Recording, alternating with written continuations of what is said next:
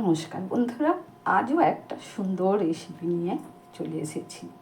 সবাইকে আমার আন্তরিক শুভেচ্ছা, ভালোবাসা জানাই। 2টো ডিম লবণ এবং হলুদ মাখিয়ে ভুজিয়া করে নিয়েছি। 4টে পেঁয়াজ কেটে ভেজে নিয়েছি। বোনলেস চিকেন কাশ্মীরি লঙ্কার গুঁড়ো, হলুদ আর লবণ দিয়ে ভেজে নিয়েছি। একটা আলু 2 টুকরো করে সিদ্ধ করে নিয়েছি। এটারে গ্রেট করে নেব। প্রেসারে বসিয়ে দিচ্ছি। 2টো সিটি দেব, বেশি দেব না, কারণ 5-6 ঘন্টা ভিজানো আছে তো, বেশি লাগবে না। 2টো তেজপাতা দিলাম, 1 চামচ হলুদ গুঁড়ো, 1 চামচ কাশ্মীরি লঙ্কা গুঁড়ো, পরিমাণ মতন লবণ দিয়েছি। এবার আমি চাপা দিয়ে দেব।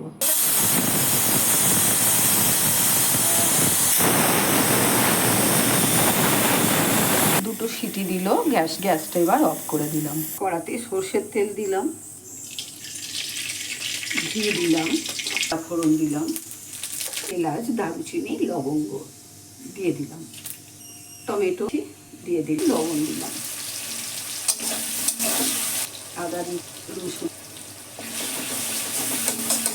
জিরে গুঁড়ো দিলাম, ধনে গুঁড়ো দিলাম, মরিচ গুঁড়ো দিলাম, কাশ্মীরি লঙ্কার গুঁড়ো দিলাম, হলুদ গুঁড়ো দিলাম, কাঁচা লঙ্কা দিলাম কিছু, পেঁয়াজটা দিয়ে দিলাম। এবারে টক দই দিলাম 2 চামচ। টক দইটা দিয়েও কষিয়ে নেব।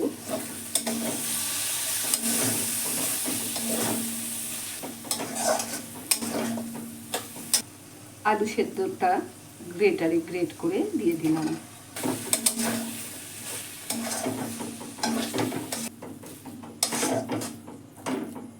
এবার চিকেনটা রেখেছিলাম দিয়ে দিলাম।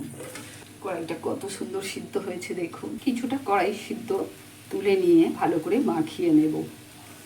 কষিয়ে নিয়েছি, এবার কড়াইটা দিয়ে একটু কষিয়ে নেব। দেখুন প্রেসারে একদম জল নেই, পুরো শুকনো।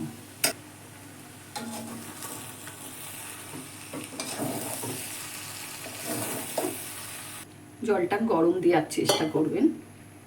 গ্যাসটা লো করেই আমি ফুটিয়ে নিচ্ছি। যে কড়াইটা মাখিয়ে রেখেছিলাম সেটা দিয়ে দিলাম, ভুজিয়াটা দিয়ে দিলাম,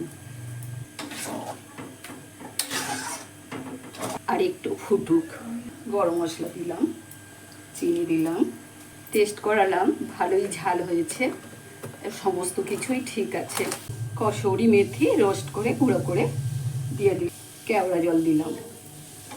এবার আমি গ্যাস অফ করে দেব। ওপর দিয়ে ঘি দিয়ে দিলাম, চিজ ওপর থেকে গ্রেট করে দিন। কতটা ঘন হয়েছে দেখুন।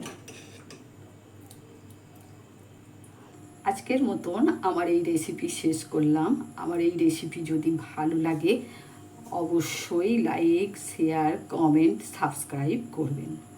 কেমন? আসলাম তাহলে, ভালো থাকবেন সকলে। ধন্যবাদ সবাইকে।